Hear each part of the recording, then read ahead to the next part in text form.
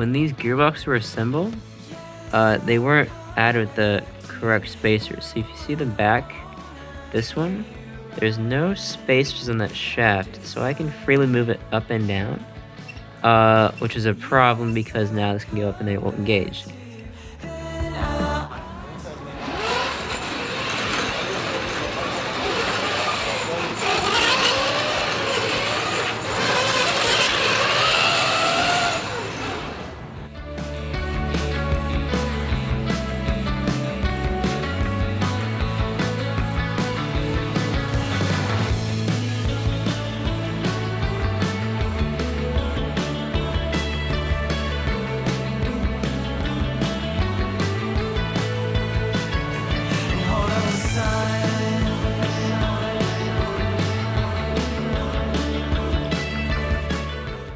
It's on, and it works.